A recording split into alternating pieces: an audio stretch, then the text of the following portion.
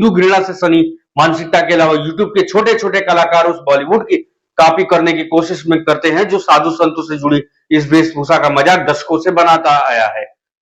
आपको याद है पुरानी फिल्मों में किस तरह से फिल्मों में जब विलन जाते थे तो उनके माथे पर तिलक लगा दिया जाता था। धीरे धीरे हिंदू धर्म का, हिंदू देवी देवताओं का, धर्मों के प्रतीकों का बॉलीवुड में मजाक बनने लगा और सभी चुप रहे। उसका नाम है चक दे इंडिया। जबकि चक दे इंडिया के बारे में बाद में कर, चक दे इंडिया का जो मेन कैरेक्टर है वो असल में हमारे एक बहुत बड़े कोच श्री नेगी साहब की लाइफ के ऊपर है। लेकिन इंडिया के अंदर है ना कि वो मुसलमान को अच्छा कैरेक्टर बताना है और पंडित का मजाक उड़ाना है, तो वो पुरानी एक व्याधि है जिसे गंगा जमनी तहजीब के नाम पर एक लेबल लगा दिया जाता है। एनीवे वो सारी चीजें हम सब। पिछले दिनों सोशल मीडिया पर एक मिथिलेश माझी नाम के लड़के के फर्जी आईपीएस बनकर घूमने का मामला सामने आया था। इसका वीडियो खूब सोशल मीडिया पर वायरल हुआ था। मिथिलेश माझी आईपीएस की वर्दी पहनकर जगह जगह घूमता था। जब एक दिन उसे पुलिस ने पकड़ा तो उसने थाने में बताया कि किसी ने उससे 2.5 लाख रुपए लिए थे और उसे यह कह दिया था कि वह अब आईपीएस बन गया है। शुरू में लोगों को उस लड़के पर दया है कि किस तरह कोई गांव के एक लड़के को ठग सकता है। हालांकि जब बाद में पुलिस ने इस मामले की छानबीन की तो पता चला कि मिथिलेश माझी ने पूरी कहानी जो है वो फर्जी गढ़ी थी। वो खुद ही पुलिस की यूनिफॉर्म दिलवाकर घूमता था। इस घटना के बाद सोशल मीडिया पर तमाम तरह की प्रतिक्रियाएं देखने को मिली। पहले जहां लोग उस पर तरस खा रहे थे, वहीं हकीकत सामने आने के बाद उसका लोग मजाक भी उड़ाने लगे और यहाँ तक कि लोग तो उसे गालियां भी देने लगे। कायदे से मामला पूरी तरह फर्जीवाड़े का था, जिसमें मिथिलेश को पुलिस ने फटकार लगाई थी कि 420 करने के आरोप में उसे अंदर भी डाल सकते हैं। उस समय शायद पुलिस से छूटने के लिए मिथिलेश ने माफी भी मांगी हो या दोबारा ऐसा न करने की कसम भी खाई हो। लेकिन पुलिस से छूटने के बाद भी मिथिलेश सोशल मीडिया पर कंटेंट बनाने वालों के लिए कंटेंट बन गया और उसके झूठ को मेकर्स ने खूब भुनाना शुरू कर दिया। पुलिस की वर्दी पहनकर झूठी कहानी गढ़ने वाले मिथिलेश को देखते ही देखते हीरो बना दिया गया। मिथिलेश ने अपना यूट्यूब चैनल भी खोल लिया, वायरल आईपीएस मिथिलेश के नाम से।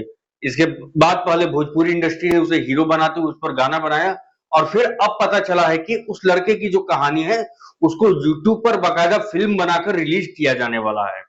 फिल्म का टीजर भी आ गया है जो इस समय मतलब विशेष चर्चा का विषय बन गया है। इसे विशाल म्यूजिक नाम के यूट्यूब चैनल पर रिलीज किया गया है। अब आम दर्शकों को शायद लगे कि भोजपुरी गाने की तरह ये फिल्म भी सिर्फ मनोरंजन और पैसे कमाने के लिहाज से बनाई गई है, लेकिन हकीकत इसकी ये है कि इस फिल्म में चुपके से हिंदू नफरत फैलाने का भी काम हुआ है। कहां, आइए जानते हैं। दरअसल शुरुआत में मिथिलेश ने जो फर्जी कहानी सुनाई थी उसमें एक कैरेक्टर था जिसने उसे ठगा, जिसमें उसने बताया भी था कि 2.5 लाख रुपए लेकर के उसे पुलिस की वर्दी दी गई। पुलिस जांच के बाद भले ही सामने आ गया कि ऐसा कोई व्यक्ति असल में था ही नहीं, मगर फिल्म बनाने वालों ने इस फिल्म में वो किरदार जोड़ा है और इसे किसी ठग की वेशभूषा पहने नहीं दिखाया गया, बल्कि इसे भगवा रंग के कुर्ते में और शिखा के साथ दिखाया गया है। ये जो तस्वीर हम आपको स्क्रीन पर दिखा रहे हैं इसमें आप फिल्म का सीन का स्क्रीनशॉट देख सकते हैं। भगवा रंग और शिखा को फोकस में रखकर दिखाया गया है।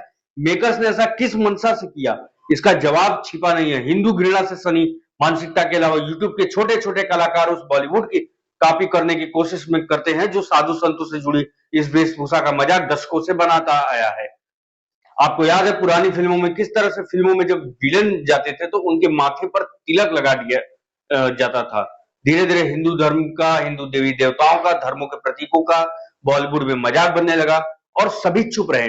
किसी को समझ तक नहीं आता था कि इसका जो प्रभाव है वो समाज पर क्या पड़ रहा है। आमिर खान की पीके हो या अन्य कोई भी फिल्म जिसमें हिंदू का विरोध दिखा, फिल्म में हमने साफ तौर पर हिंदू देवी देवताओं का माहौल उड़ते देखा। फिर अक्षय कुमार की भूल भुलैया फिल्म में छोटे पंडित के किरदार में ब्राह्मणों की शिखा का मजाक उड़ाया गया। जहां मजाक उड़ाना संभव नहीं हुआ वहां घृणा फैलाई गई। हिंदू संतों को धोखेबाज, ठग, अत्याचारी, दुराचारी और बलात्कारी तक दिखाया गया।